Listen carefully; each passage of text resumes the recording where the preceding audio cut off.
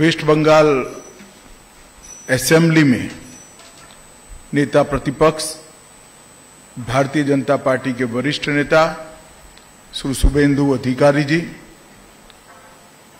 भारत सरकार के गृह सचिव श्री गोविंद मोहन जी, श्रीमान जैन निर्देशक फोरेंसिक विज्ञान सेवा निर्देशालय और आज यहां पर उपस्थित कोलकाता की इस एफएसएल से जुड़े हुए सारे भाई और बहनों, मेरे लिए बड़ा हर्ष का विषय है कि एक विजन के साथ कई सालों से भारत सरकार सुरक्षित, पारदर्शी और evidence based criminal justice system के निर्माण में लगी है। इसमें आज एक और कड़ी जुड़ने जा रही है। दिखने में तो महज 88 करोड़ की लागत से एफएसएल का निर्माण हुआ है, परंतु इस एफएसएल के सीएफएसएल के माध्यम से पश्चिम बंगाल, झारखंड, बिहार, ओडिशा, असम, सिक्किम और उत्तर पूर्व के सभी राज्यों को evidence based criminal justice system develop करने में एक होलिस्टिक अप्रोच की भूमिका का निर्वहन करने में मदद करेगा। ये सभी राज्यों से, पूरे नॉर्थ ईस्ट से कॉम्प्लिकेटेड केस तो यहां आएंगे ही आएंगे, हर विधा के आएंगे, परंतु इसके साथ साथ हमारे 3 नए आपराधिक न्याय प्रणाली से जुड़े कानून और उसके क्रियान्वयन में एविडेंस का महत्व, फोरेंसिक साइंस का महत्व और उसका दोषियों को सजा कराने में महत्व, ये तीनों प्रक्रिया को समझाने में, अपनाने में और उसको अंततोगत्वा पुलिस स्टेशन तक पहुंचाने में इस एफएसएल का बहुत बड़ा रोल रहने वाला है। क्योंकि भारत सरकार ने समग्र देश के अंदर एक सीएफएसएल का जाला बुनकर 3-3, 4-4 राज्यों के क्लस्टर बनाकर वो 3-4 राज्यों के क्लस्टर की क्रिमिनल जस्टिस सिस्टम को एविडेंस बेस्ड बनाने का एक उपक्रम चालू किया है। अभी तो एफएसएल बनाने का काम है, उसके बाद भारत सरकार का गृह मंत्रालय एक सीएफएसएल और इसके अंतर्गत 4-5 राज्यों के क्लस्टर को ये पूरी सिस्टम होलिस्टिक अप्रोच के साथ किस तरह से डेवलप की जा सकती है, इनकी ट्रेनिंग किस तरह से की जा सकती है, इसका अभियोजन में उपयोग किस तरह से किया जा सकता है और सटीक से सटीक नतीजे जल्द से जल्द कैसे प्राप्त हो सकते हैं, ये सारी चीजों को आने वाले 1-2 साल के अंदर हम जमीन पर उतारेंगे। हम जनवरी 26 से एक क्लस्टर अप्रोच से फोरेंसिक साइंस को थाने तक पहुंचाने का अप्रोच, फोरेंसिक साइंस के उपयोग को एविडेंस में महत्व देने के लिए हर कोर्ट तक पहुंचाने का एक प्रक्रिया, हर छोटे से छोटे थाने में बैठा इन्वेस्टिगेशन करने वाले व्यक्ति को इसका महत्व समझाने का एक अभियान हम जनवरी 26 से चालू करेंगे और इसके माध्यम से समग्र देश की क्रिमिनल जस्टिस सिस्टम को हम तर्क की जगह एविडेंस बेस्ड बनाएंगे, जिससे संदेह की कोई गुंजाइश नहीं रहेगी, शक का लाभ दोषियों को नहीं मिलेगा और जो पीड़ित है उसको न्याय मिलेगा। ये पूरी प्रक्रिया तभी हो सकती है जब पूरे देश में जितने भी पुलिस स्टेशन है, जितने भी हमारे पब्लिक प्रोसिक्यूटर्स हैं और जितने भी कोर्ट है, वो सब ये पूरी प्रक्रिया का महत्व समझे, इसको अपनाएं और अपने कामकाज में उसको महत्व का स्थान दें।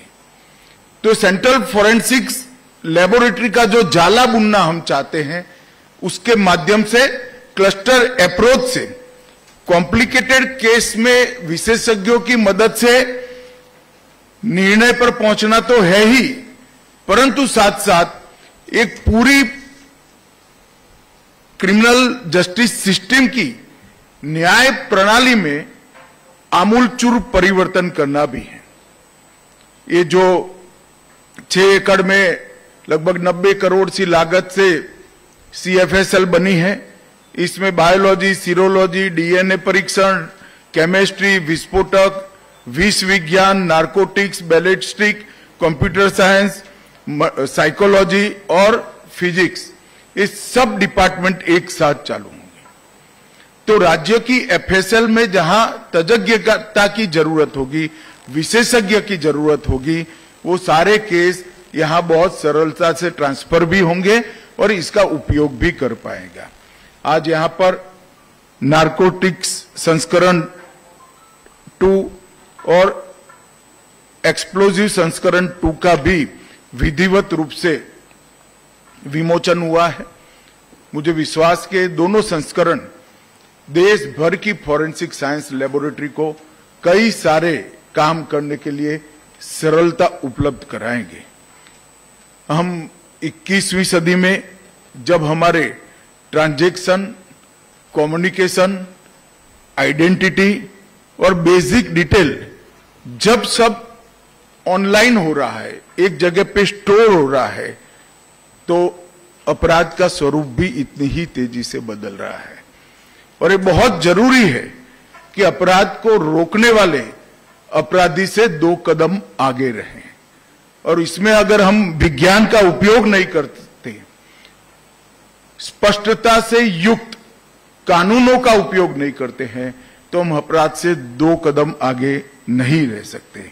आज एक प्रकार से DNA के माध्यम से मेरी ध्यान में है 20-20 साल पुराने केस में आज सजा होने की शुरुआत हुई है। फॉरेंसिक ऑडिट से बड़े बड़े आर्थिक घोटाले भी अब बाहर आने लगे हैं और एक नए एरा में हमारी क्रिमिनल जस्टिस सिस्टम पहुंच रही है। Mobile forensic, call details analysis, app uses का ट्रेस और साइकोलॉजिकल प्रोफाइलिंग ने एक हमारी आपराधिक न्याय प्रणाली को नए एरा में पहुंचाने में बहुत बड़ा योगदान दिया है। मित्रों, जब मैं यहां आया हूं तब भारतीय न्याय संहिता, भारतीय नागरिक सुरक्षा संहिता और भारतीय साक्ष्य अधिनियम BNS, BNSS और BSA उसको भी जरूर जिक्र करना चाहूंगा। ये भारत के लोगों द्वारा चुनी गई संसद ने भारत के लोगों के संविधान अधिकारों की रक्षा के लिए बनाए कानून। 160 साल पुराने अंग्रेजों ने बनाए हुए कानून को नरेंद्र मोदी जी के नेतृत्व में भारत सरकार ने खत्म कर नए भारत के नए कानून लेकर हम आगे बढ़े हैं और लोगों को न्याय दिलाने की दिशा में मैं मानता हूं कि ये एक क्रांतिकारी बदलाव है। अब प्रमाण के अभाव में निर्दोष दोषी निर्दोष नहीं छूट जाएंगे, इसका मुझे पूरा भरोसा है। ये कानून में आने वाले 100 वर्षों तक तकनीक में जितनी भी बदलाव आने की संभावनाएं हैं वो सभी को अभी से समाहित कर डेफिनेशंस बनाई गई हैं।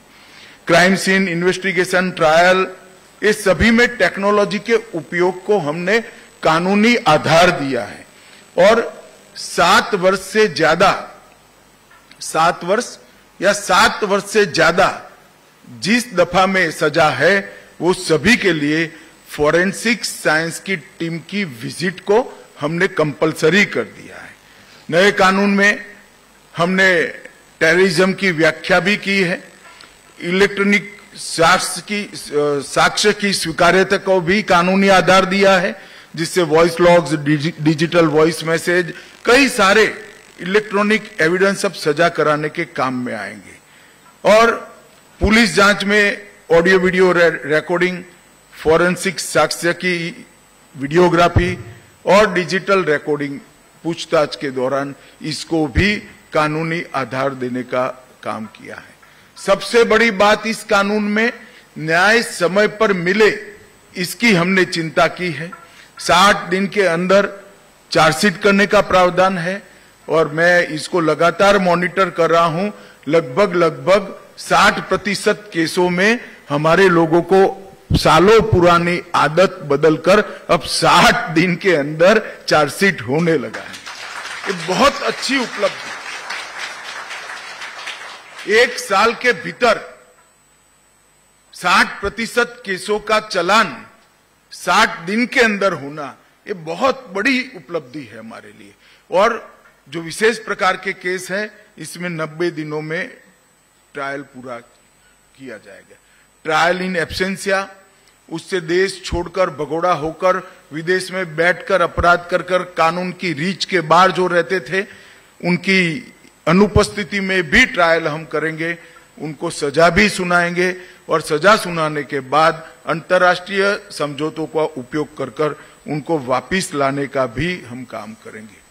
यहाँ पर जो कोई भी पीड़ित है, उसको फोन पर सभी प्रकार की सूचनाएं समय समय पर उपलब्ध होगी और उसको थाने के चक्कर न लगाने लग पड़े, इसकी हमने बहुत बड़ी व्यवस्था की है। और आज मैं बहुत फख्र के साथ कह सकता हूं कि 17,184 थाने सभी के सभी CCTNS से जुड़े हुए हैं, ऑनलाइन है और सभी का डेटा एक साथ जनरेट हो। और ये मॉनिटरिंग जो भारत सरकार का गृह मंत्रालय कर रहा है, वो भी ऑनलाइन ही कर रहा है। इससे मालूम पड़ता है कि कितना बड़ा बदलाव हम बहुत कम समय में लेकर आए हैं। और फॉरेंसिक्स जांच की जो हमने कानूनी वैधता तय की है, इसमें हमें फॉरेंसिक्स एक्सपर्ट्स भी चाहिए और सुविधाएं भी चाहिए। तो हमने भारत सरकार की ओर से हर जिले में एक फॉरेंसिक मोबाइल वाहन के लिए हर राज्य को सहायता ऑफर की है और करीब करीब ये पूरे देश भर में चल रहा है। कई राज्यों ने एक FIR का संख्या देखकर उन्होंने अपने आप बढ़ाए हैं और इसके साथ हमने दूरदर्शिता के साथ कानून 24 में आया, 20 में हम नेशनल फॉरेंसिक साइंस यूनिवर्सिटी की स्थापना कर चुके थे और अब 16 परिसर स्वीकृत हो चुके हैं, 7 स्थापित हैं, 8वां भी नागपुर में अस्थायी कैंपस में शुरू हुआ और बाकी के 8 प्रोसेस में हैं। और इसके अलावे 10 अतिरिक्त परिसर, मतलब 26 परिसर करीब करीब हर बड़े राज्य में एक NFSU की कॉलेज हम बनाएंगे, जिससे ट्रेन मैन पावर मिले। इसको बारीकी से अगर कोई स्टडी करे तो 26 परिसर से 36,000 विद्यार्थी डिप्लोमा, डिग्री और PhD के साथ बाहर निकलेंगे और हमारी रिक्वायरमेंट साल की 30,000 तक की है। तो एक प्रकार से जितनी रिक्वायरमेंट है, इतना ट्रेन ह्यूमन रिसोर्स बनाने का काम हम एडवांस में ही समाप्त कर चुके हैं। और मुझे विश्वास है कि सारे बच्चे जो बाहर निकलेंगे वो एक नई ऊर्जा के साथ, नए विश्वास के साथ हमारी आपराधिक न्याय प्रणाली को कंट्रीब्यूट करेंगे। मैं CSFL की बात करूं तो CFSL पुणे बायोलॉजी और केमिकल फोरेंसिक्स में बहुत आगे बढ़ चुका है। CFSL भोपाल, गुवाहाटी और जम्मू वो भी अच्छे तरीके से एक्टिवेट हो चुके हैं। CFSL चंडीगढ़ DNA टेस्टिंग के लिए आज दुनिया की सबसे आधुनिक से आधुनिक फोरेंसिक लेबोरेटरी के समकक्ष है और NCFL हैदराबाद डिजिटल युग में जितने भी अपराध होते हैं इसके विश्लेषण के लिए हमने बहुत सक्षम बनाया है। 1300 करोड़ से अधिक लागत से एनएफएसयू के और 9 कैंपस बनेंगे और 860 करोड़ की लागत से नई 7 सेंट्रल फोरेंसिक साइंस लेबोरेटरी बनाएंगे, जो उत्तर प्रदेश, छत्तीसगढ़, उड़ीसा, राजस्थान, तमिलनाडु, केरल और बिहार में होगी। तो एक प्रकार से देश भर में राज्यों की फोरेंसिक साइंस की फैसिलिटी को एक सपोर्ट बेस बनाने का काम भारत सरकार के गृह मंत्रालय ने कर दिया है। लगभग 2080 करोड़ की फोरेंसिक क्षमताओं के आधुनिकीकरण की योजना भी हम ला रहे हैं और 200 करोड़ की लागत से नेशनल फोरेंसिक डेटा सेंटर की स्थापना भी करेंगे, जिससे अनेक प्रकार के डेटाओं का संग्रहण और आर्टिफिशियल इंटेलिजेंस के आधार पर इसका विश्लेषण और वो विश्लेषण का हर फोरेंसिक साइंस को उपलब्ध कराकर जांच को और पैनी बनाने का काम हम करेंगे। इससे भारत अब एविडेंस बेस्ड जस्टिस के युग में प्रवेश करने की बहुत सरलता हो जाएगी। भाइयों बहनों, आज मेरे सामने ज्यादातर लोग वो बैठे हैं जो इस लैब से जुड़े हैं या इस काम से जुड़े हैं। मेरा आप सभी से अपील है, इसको हम प्रोफेशनल काम न समझें। हमारे संविधान निर्माताओं ने आजादी की स्पिरिट को हमारे संविधान के अंदर भरने का काम किया, मगर वो स्पिरिट को जमीन पर उतारने का काम शायद हम बहुत देरी से शुरू कर रहे हैं। एक गरीब आदमी इतना निराश हो जाए कि थाने में फरियाद करने ही न जाए। उसके शरीर के साथ हुए अन्याय को, उसकी संपत्ति के साथ हुए अन्याय को और उसके सम्मान के साथ हुए अन्याय का न्याय मांगने का इसका हौसला ही टूट गया है। हमारा दायित्व है कि हर गरीब से गरीब व्यक्ति सर ऊंचा कर कर सिस्टम पर भरोसा कर कर थाने में जाए, फरियाद कराए और न्याय प्रक्रिया से कम समय में न्याय प्राप्त करे।